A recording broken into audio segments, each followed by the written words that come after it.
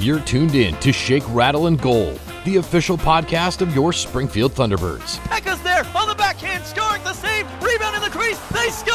Hosted by Matt Baker and Steve Forney. A show that's everything Springfield hockey, with interviews including players, coaches, and staff. The Springfield Indians repeat as the Calder Cup champions.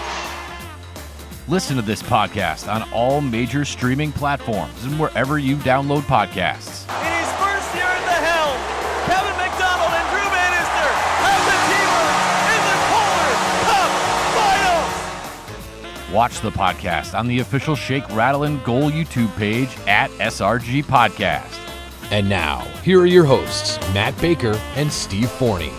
And this episode number 24 of Season 2 of the Shake, Rattle, and Goal podcast is proudly brought to you by our friends at White Lion Brewing, their new location in Amherst on North Pleasant Street and in downtown Springfield, by our friends at Brewcade on Walnut Street in Agawam, and by our friends at Landscaping That Fits, 413-847-0338. Alongside Matt Baker, I am Steve Forney. What's up, Matt? How are you, my friend? I'm doing well. I'm doing okay, Steve. How about you? We're doing all right. We're doing all right. Good. And to kick off the show, we do have a very special guest with us this evening. Very special. Yes. We are joined tonight by Mackenzie Ryan. She is a licensed occupational therapist, OT specialist in the town of Agawam for Agawam Public Schools. A co-worker of mine, a colleague of mine. Mackenzie and I work very closely together with some of our projects. She's also the founder of the Spot Therapeutic Services, which services students of all different abilities and here in Western Mass. So we're going to talk a little bit about that. And Mackenzie, you also went to the sensory friendly game this past weekend. So I guess we'll talk a little bit about that too. But Mackenzie, thank you for joining us. Welcome to the show. Thanks for having me. Mackenzie, can you just tell us a little bit about yourself and what you do there? Obviously, Matt teed it up a little bit for you, and then just a little bit of how you came up with this concept for the Spot. Sure. So like Matt said, I am an occupational therapist. I started off as a phys ed teacher. I was an athlete my whole life, and then I decided to, course correct a little bit, and I went and I got my master's in occupational therapy. And since then, I've been working for Agawam Public Schools. And I have the privilege of working across the district. So I have pre-K all the way up to 22-year-olds. I also coach CrossFit part-time. I've been doing that for about 8 years. So I say all of this because everything that I've done so far kind of has culminated into this business. So the Spot really is what we try to focus on is therapeutic services with a multidisciplinary approach, right? So what I can do for a student or a client is great, but if we can have an OT, a PT, and a speech therapist working collaboratively together to provide the highest quality services, then that is our goal. So that's why it's called the Spot, right? So SPOT is speech, physical, and occupational therapy. Clever. Now, speaking just to the Spot, I know in Agawam you do pre-K all the way up to age 22. Do you take the same age group, age range at the Spot, or do you focus on more of an older clientele? Yeah, good question. When I first started our adaptive fitness program, it was for pediatrics. So students 7 to 18, that was what I felt most comfortable with. And then as I started developing relationships with our athletes' parents, I became very well aware of the amount of services that we have for adults with disabilities is significantly lower than what we have for pediatrics, right? So those under the age of 18. And so this year, 2025, I shifted the age.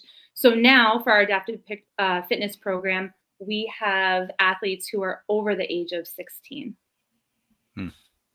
Now, when you say adaptive fitness, talk a little bit about that. Like, what does that mean? Yeah. So we work out in a CrossFit gym. Our programming is CrossFit methodology with a therapeutic twist, right? So the idea that fitness is for everybody. Just because somebody has a disability, whether it's physical, intellectual, sensory, doesn't mean that they can't they can't be fit, they can't live a healthy lifestyle. So that's where, kind of our goal and our focus is. But what we really try to do is just provide a space for our athletes to exceed our expectations. I'll give you a quick example. We had a student who came in 17 years old, terrible fear of heights. And he, jumped to a small box, and then he got to the 20-inch box. And then 6 months in, he was scaling the rope and climbing up towards the ceiling. And it's just so incredible to see them exceeding our expectations. And then to see the look of just awe in the parents' face. Like, that's my kid. My kid can do awesome things that I didn't know that they were capable of. That's great. That's great. Mackenzie, I don't know if this is a weird question or not, but like, do you get like, I don't know, I'm thinking of like the Miracle League of Western Mass and Shriners Hospitals and stuff like that. Do you kind of get like referrals from those type of places, or like, how do they, obviously there's some sort of a diagnosis that happens and then they go straight to you, or like, what's that sort of process like, from the parent side, but from your side as well? Yeah. Our adaptive fitness program is celebrating its 2-year anniversary of this April. So we're still relatively new. The majority of my referrals are coming from word of mouth at this point. I have tried to reach out to special education directors and, hooking up and partnering up with CHD for some different events. Yeah. So I am starting to get the word out there to some of the more established organizations out there. And podcasts now, right? And the podcast. So now talk a little bit about the hockey game, the sensory friendly game, and I guess tie it into how now the Spot is looking to incorporate these sort of social outings as well, and how that can benefit some of your kiddos. Sure. So we launched a program called the Social Spot. Again, it was inspired by the parents of the athletes that I work with. And the goal is once a month, we go out into the community. We're working on social communication skills, enjoyment within the community. And so for the month of March, we all went to the sensory friendly hockey game, and it was a great time. I was the only one that was my first time there. Everybody else had already been to a Thunderbirds hockey game. They rave about it. They love it, especially, the sensory accommodations that are made for our athletes. But it's also a really great way to just build that community that we have, whether it's between athletes and athletes, or, the parents building up their own community. Mm-hmm. That's really awesome. Interesting. So, is this something that, like, what was the feedback, not only from you, but from families on how the Thunderbirds sort of handled it and the creative idea of the sensory friendly game? Yeah. I mean, they loved it. They love all the considerations that were put into the game. Like I said, we had several athletes who had been to other Thunderbirds games. And so when they knew the buzzer was going to come, they'd cover their ears and, but then we'd be like, no, it's okay. It's not happening today. And so there was a lot of calmness about them. And so it was really great to see. And it was really awesome that the Thunderbirds are just so accommodating for everybody with different types of sensory needs. Mackenzie, who was the lead that you connected with the Thunderbirds? Do you remember who that contact person was? Like when you were first, because I know you would come to me and ask, and who did you end up working with? So I was working with Lauren and Juliana, and they were fantastic. They were so accommodating to us because we had such a big group. They were very, very flexible in, some of the needs of our athletes and, the time frame in which I needed to get back to them. And their availability was fantastic. I would email them and I would get a response very, very quickly. So I had a really great experience working with Lauren and Juliana. Oh, that's great. That's good. I love that. How did they feel on the most part about 2 seconds into the game, two guys at center ice just beating the heck out of each other. It always seems to always happen on the sensory-friendly games. That's just right off the bat. Well, that did happen, and hockey is not my sport. So some of my athletes were explaining to me what the fight was, and when it stops and how it stops, and all that. But they really loved it. They loved every part of the game. We even had some athletes performing with the Berkshire Hills Music Academy. And then I think it was after the first period, we had some dancers out there. Dancing was great. The dancing was great. And Jill is one of our athletes. And so it was really awesome to see her in her element outside the gym. That's cool. Yeah. Do you guys have another social outing planned yet? Or is that kind of a week away in the future? Yeah, I actually have events planned for the entire year. So for the month of Good April, yeah, thank you. For the month of April, we're going to go over to Shaker Bowl in East Longmeadow, and we'll do bowling. We have some hikes. We have some family potlucks coming up. June, I'm really excited for. I'm going to be hosting an inclusive CrossFit competition for our athletes where they can partner up with some of the athletes of our gym over at CrossFit Rift Valley in West Springfield. So, depending on the season, depending on the weather, we have some different, activities. And like I said, it's just getting out into the community, building positive relationships. And that's what we're trying to do. Cool. I'm just curious, and I guess maybe last question for me, but so you were technically in the Agawam school district. Mm-hmm. So how much time do you spend? I mean, four elementary schools, middle school, junior high, high school. What is like your schedule like outside of what you do for the spot? It's busy. It's really busy. Right. I work at 2 elementary schools, the high school, and what we call the transition program. And so we're working on functional activities of daily living as well as vocational skills. So I actually get to go out into the community and do some job-related tasks with them. So I'm biased. I think I have the best job. I have the ability to be really creative with my license. But to answer your question, very busy. I get the best of both worlds. I get to work in the schools with students, but I also get to, run my business and, like I said, be as creative as I can with them. That's interesting. Awesome. Mackenzie, I kind of have like 2 final questions, and just to clarify. So with the social spot, mm-hmm. that's typically like your social outings around once a month. Yep. And then do your other services weekly, or do you like meet at the CrossFit gym?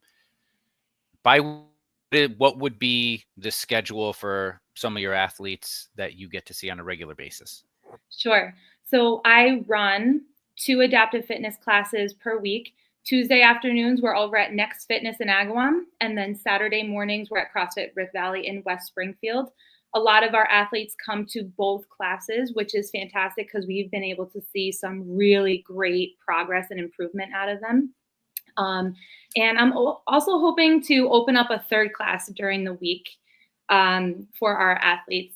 Over the summer, Matt, we have, and I think I mentioned this to you, we have a really great program starting in the summer, and we're calling it NeuroFit. And so that is for adults with a variety of different neurological diagnoses. So Parkinson's, traumatic brain injury, cerebral palsy, post-stroke, spinal cord injuries. And so that program is going to be headed by myself and our physical therapist on staff. So we have a lot of different classes being offered under that umbrella of adaptive fitness. That's great. And now, how can someone get in touch with you? Do you have a website, an email? What would be the best way for people to learn a little bit more about the Spot Therapeutic Services, and how can they get in touch with you? Sure. So you can just head to our website, www.thespotllc.org, and that's where you get to know a little bit about our mission, our vision, the services that we offer, meet the team.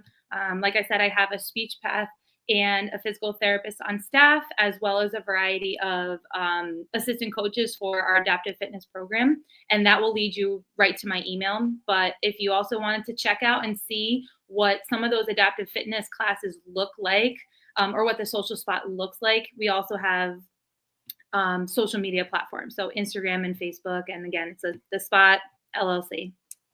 Very cool. Cool. Some of our favorite stuff, those social media platforms. That's Works out well for us. It does. Kind of. So, well, Mackenzie, this is great.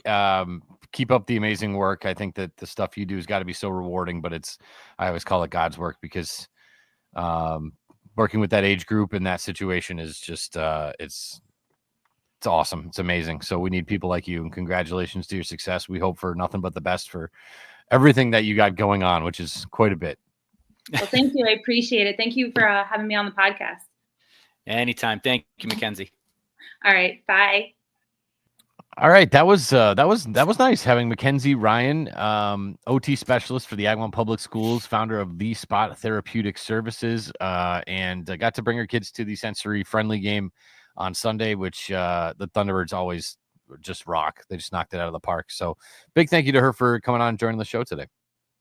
Absolutely, and I like that you asked that question about what does she do? She is, again, I work very closely with her with some projects we have going at my school. She cares so much about the kids, and she does really work hard. So I'm happy for her and her success that she has with her company, and glad she was able to take the kids to the Thunderbirds game. That was great. Sure. Well, so let's get into some fan rants. After that weekend, sure. There is plenty to rant about.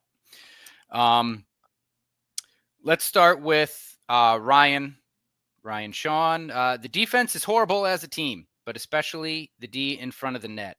They're either soft and let guys camp in the crease and give them the better position, or they're puck chasing and it's a free gift backdoor goal.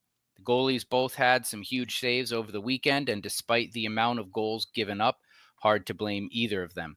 Going to add on too, I think they struggle with big teams. Syracuse was a bunch of giants. Go ahead, you take this one first. Well, so can I sort of throw that, give you another one, because this was Lynn. I'm going to say it. We have a small team. Most of our guys are 5'5". They're not 5'5", but they're small. Angelo was 6'4". Logan Brown was 6'7". Pekka, McGing, Alexandrov, Dickinson, not exactly huge guys, but Mackenzie McEachern's a big dude. Hunter Skinner's a big dude. Kessie and Sam are big guys. It's a fair point to make. We say this all the time about. I feel like I stopped talking about it because I'm like, I feel like people are like, oh, Steve, why do you keep bringing up how tall these guys are? Because every team we play seems like they got, we have trouble with goalies that are 6'8". So height is really just a number on the thing. And if you're playing your style of hockey, it shouldn't really matter. You should be able to get around those guys pretty well.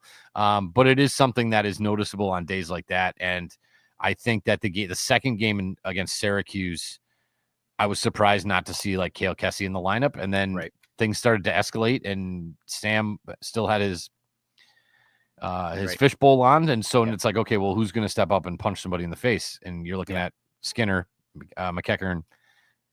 That's kind of it. So so it's definitely something to bring up. And in terms of the defense, Ryan, I there's just something.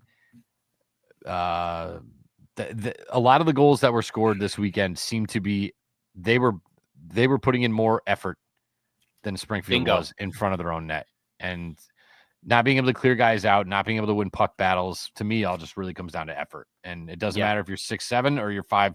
If you put in more effort than the other guys, you're going to get lucky breaks. If we talk about this, lucky breaks, lucky bounces, they happen from hard work, effort, moving your feet. That's when the lucky breaks happen, and there was a reason why they didn't get a lot of lucky breaks. You've said this before. You create your own puck luck, and I agree with that statement. I think as far as this goes, I think it was kind of a compounding effect. I think if you take the Syracuse games away, the Providence game doesn't feel as bad, I think. That being said, as it relates specifically to Syracuse, I think Syracuse, yes, they're bigger, but they're more agitaty. And I think that got in the Thunderbirds' heads. Guys like Anthony Angelo, you love him when he's on your team. We had him for half a year, but he's like that Mackenzie Keckern type guy. And I think the Syracuse size and their ability to agitate the Thunderbirds is what got them. They were uncomposed. I mean, you had Dalibor Dvorsky have a 10-minute misconduct. And I think McEachern, same thing, his first of the year. Dalibor's first misconduct of the year. As far as the defense around the net, I think it all was a result of just them being discombobulated, trying too hard to be more physical than they need to be when they don't need to be. And it is just a lack. And it turned into the Crunch being more assertive, being more focused, having more effort around the net. That's what it was. All those goals were those, to coin Will Bitten's phrase, greasy and grimy, to coin yours, the grit and balls. We got out-gritted and out-ballsed down in the crease. Can I say that? I did. So I think, Sean and Lynn, I think you're right. I think there's clearly a size difference, but I just think the size with Crunch's ability to agitate the Thunderbirds got in their heads, got under their skin. They didn't play their own game, which allowed for that lack of effort around the crease, not being able to clear a guy, not being able to clear a puck. But those are things that have been problematic here. The turnovers in the D zone, can't clear the puck. That's happened all year long, but it came to a head this weekend. So definitely fair fan rants. And I agree. And a lot of the fan rants are you guys are kind of all echoing the same thing. And so we're not going to necessarily beat a dead horse with these. One thing here, though, from Nicholas that I like, Nicholas Fazio, I think wouldn't have been a big deal if they got blown out Friday and then a couple competitive games Saturday and Sunday. The response to getting blown out wasn't there. And that's the main issue, in my opinion.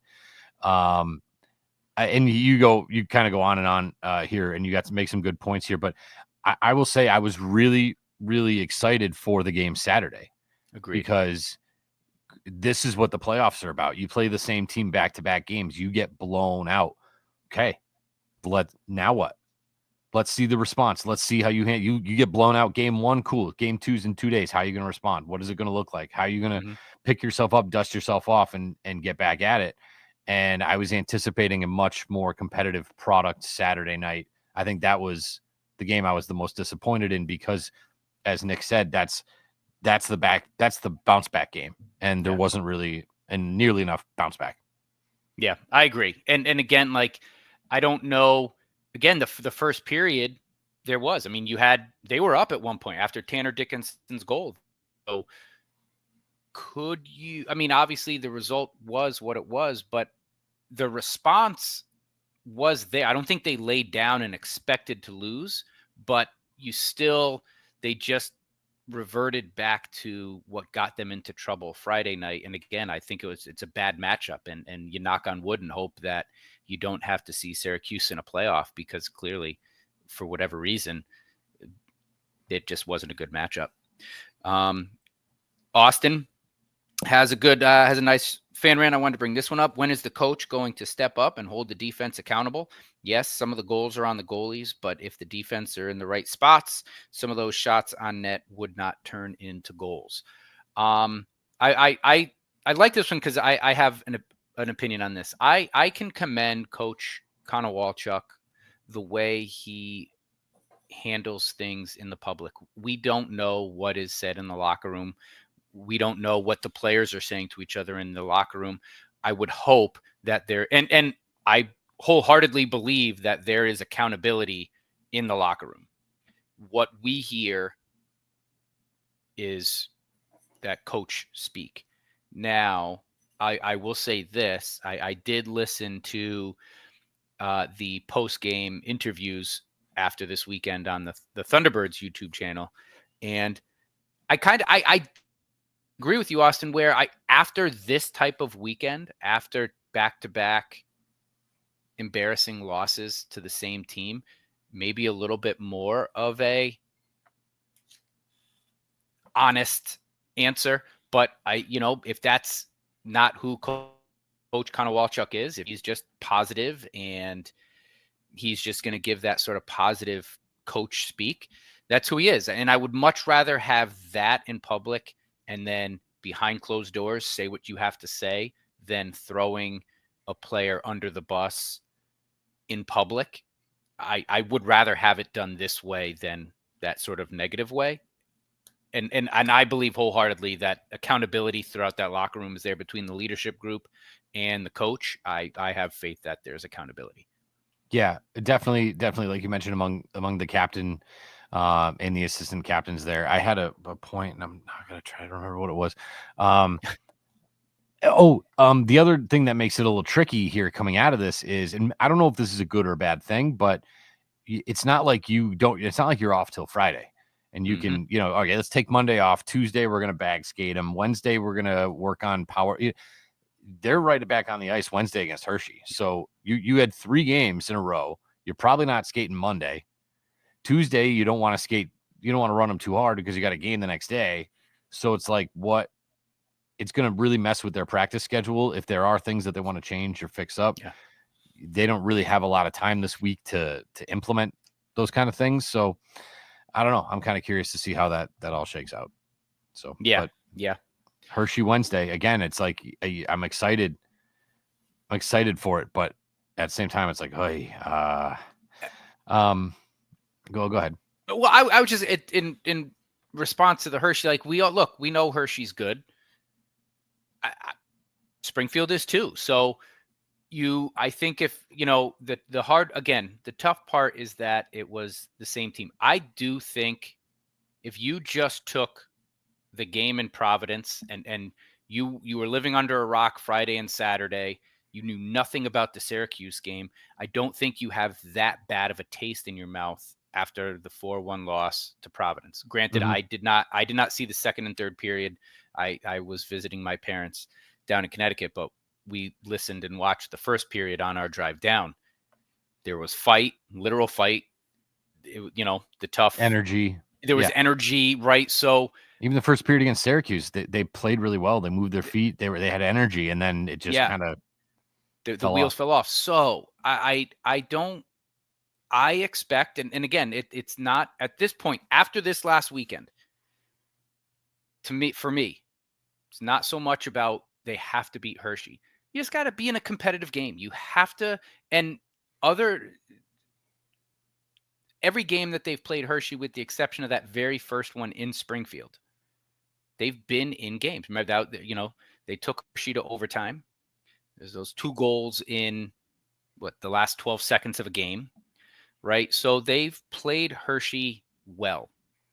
Let's see that. Right. As far as the rest of the fan rants, again, they're all pretty much the same. And I'll just say this, I know it feels bad. It tastes bad. Last week, we're talking about a 4-game winning streak or, whatever, a 7-game point streak. This is a 3-game losing streak. It's not ideal. It for all of us, myself included, that were hoping, can we get up to a 3rd seed? This hurts. But at the same time, if you look at what else was happening in the Atlantic Division, we lost a spot, but not a whole lot of ground. 2 losses to the Crunch is not the same as getting, 2 losses to Hartford in a row because they're in our division. Yeah. Right, exactly. Right. So the points are still there in the standings. We're making comments like 21 goals in one weekend cannot happen. And you're right. But also remember, it hasn't happened. It's a one-off as of right now. So treat it as a nasty one-off. It's a gross feeling, but have faith, have confidence, But it's got to be a one-off because they can't. We've been saying right. you can't lose 5 in a row, 6 in a row. You can't be losing 7 out of 8, and it's middle of March practically. So you can't. Now is not the time for a 5-game skid, 6-game skid. It's just not the time. So they got to get got to get it figured out this week. Completely agree. I'll twist a little bit of optimism in there. If we are taking this team for what they are this year and how they trend, they are started slow, they got hot.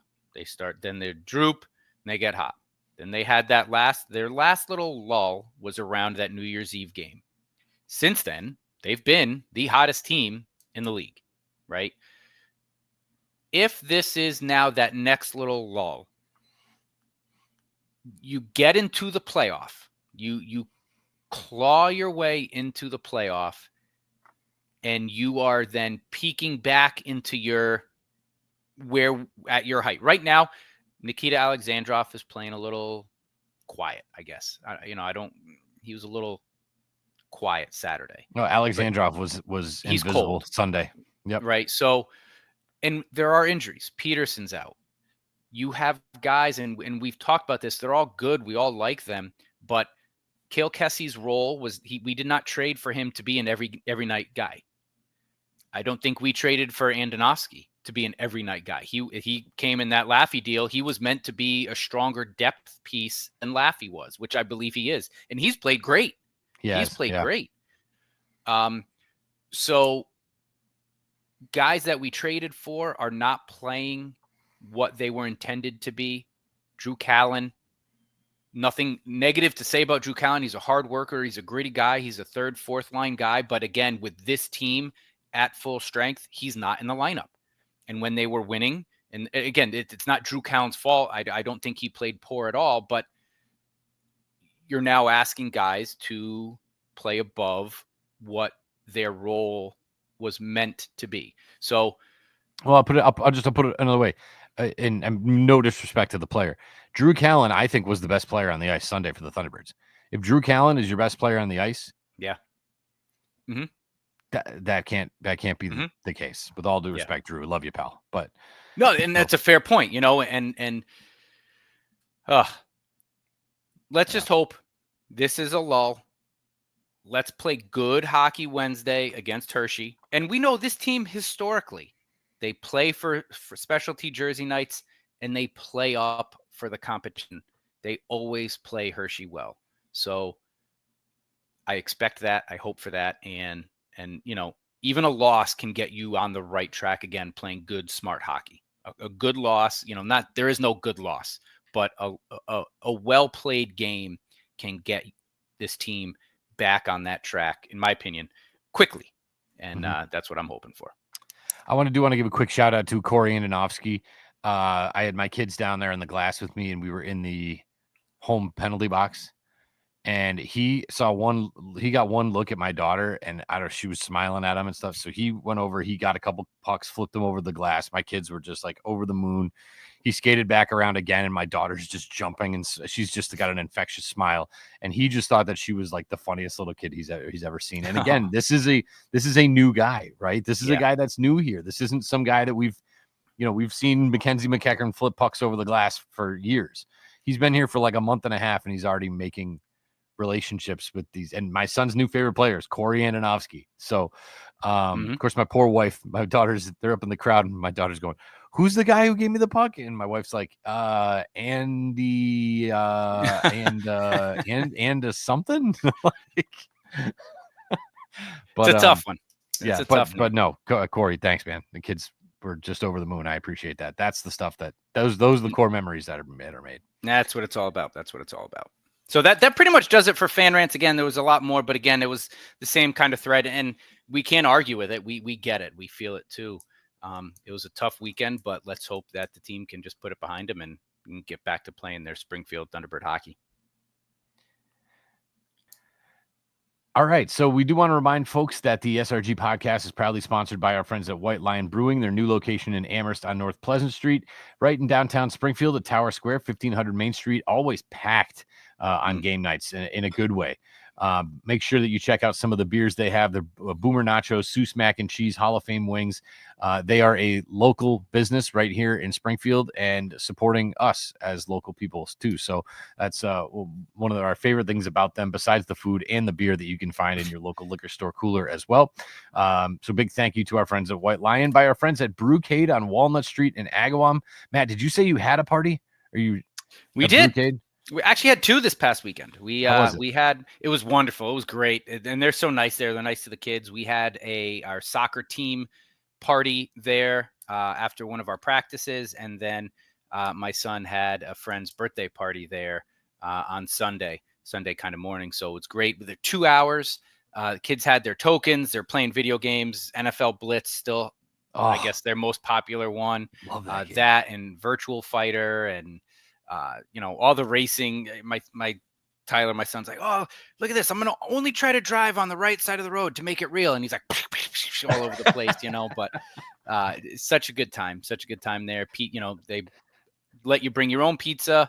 And they set it up on one of the pool tables for you that's covered, and the kids are eating pizza and playing arcade games for 2 hours, and love it. No trouble caused. So great time there. Tyler's such a rule follower. I love that kid.